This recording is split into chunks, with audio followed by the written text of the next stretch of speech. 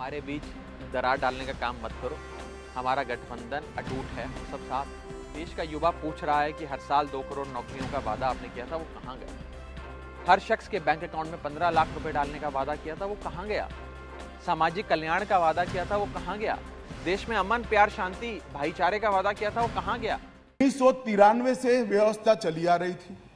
कभी भारतीय जनता पार्टी सत्ता में आई, कभी कांग्रेस पार्टी ने शासन किया, कभी ऊपर कांग्रेस का शासन था तब हमारी सरकार थी, तो कभी ऊपर कांग्रेस की सरकार थी तब नीचे हमारा शासन था, मगर कोई झगड़ा नहीं हुआ था, सब कुछ ठीक चल रहा था।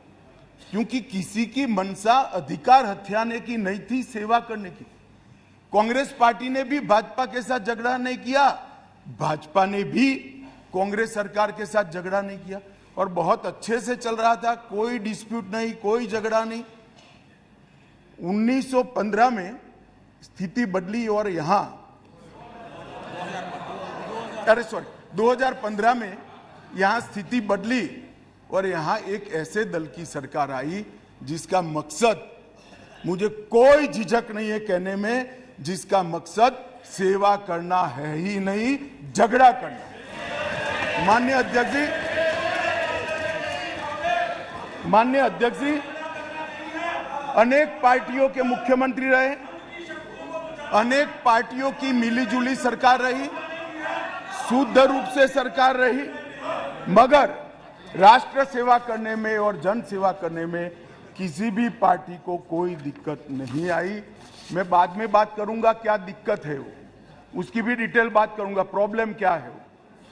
प्रॉब्लम ट्रांसफर पोस्टिंग के अधिकार का नहीं है, विजिलेंस को कंट्रोल में लेकर बंगला जो बना दिया है इसका सत्य छुपाना है। जो भ्रष्टाचार हो रहा है इसका सत्य छुपाना है।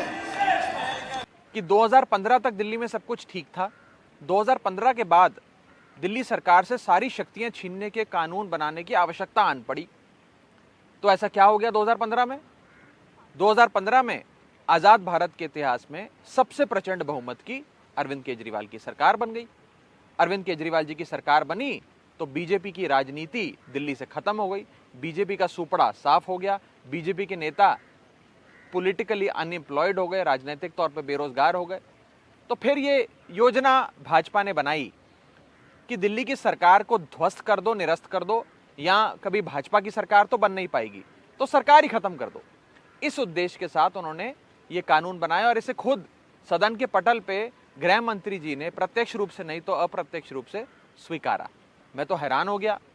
वो भाजपा जो रोज पानी पी पी कर पंडित नेहरू को गालियां देती है, उनके बारे में न जाने क्या क्या दुष्प्रचार फैलाती है, वो आज नेहरूवादी हो गई। गृह मंत्री अमित शाह जी नेहरूवादी हो गए, उन्हें नेहरू जी की याद आने लगी। मैं गृह मंत्री जी को और भाजपा को कहना चाहता हूं, नेहरूवादी ना होइए, आप अडवाणीवादी हो जाइए, आप अटल बिहारी वाजपेयी वादी हो जाइए। क्योंकि ये वाजपेयी जी और अडवाणी जी 77 से लेकर 2015 तक लगभग 40 साल संघर्ष करते रहे कि दिल्ली को पूर्ण राज्य का दर्जा मिले, दिल्ली में एक अपनी राज्य की शक्तिशाली सरकार हो जिसके पास सारी शक्तियां हो। देखिए, जब से इंडिया ब्लॉक का गठन हुआ और उसका नाम सामने आया है, बीजेपी लगातार इंडिया ब्लॉक में दरार डालने की कोशिश कर रही है।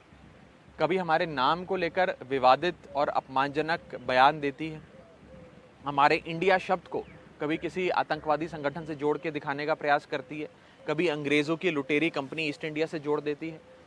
मैं भारतीय जनता पार्टी वालों को कहना चाहूँगा, हमारे बीच दरार डालने का काम मत करो। हमारा गठबंधन अटूट है, हम सब साथ हैं। देश का युवा पूछ रहा है कि हर साल 2 करोड़ नौकरियों का वादा आपने किया था, वो कहाँ गए? हर शख्स के बैंक अकाउंट में 15 लाख रुपए डालने का वादा किया था, वो कहाँ गया? सामाजिक कल्याण का वादा किया था, वो कहाँ गया? देश में अमन, प्यार, शांति, भाईचारे का वादा किया था, वो कहाँ गया? और बुनियादी चीजें, बिजली, पानी, शिक्षा, स्वास्थ्य छोड़ दीजिए। हमारे देश में कम से कम कानून व्यवस्था तो ठीक ठाक थी। आज तो भाजपा शासित प्रदेश जल रहे हैं, हरियाणा जल रहा है, सांप्रदायिकता से प्रेरित वहां पे हिंसा हो रही है, मणिपुर जल रहा है, 2 समुदाय के बीच में भयंकर भीषण लड़ाई हो रही है, न जाने कि कितने लोग मौत के घाट उतर गए। ये देश भाजपा के हाथों सुरक्षित नहीं है। अगर भारत को बचाना है तो भाजपा से छुटकारा चाहिए।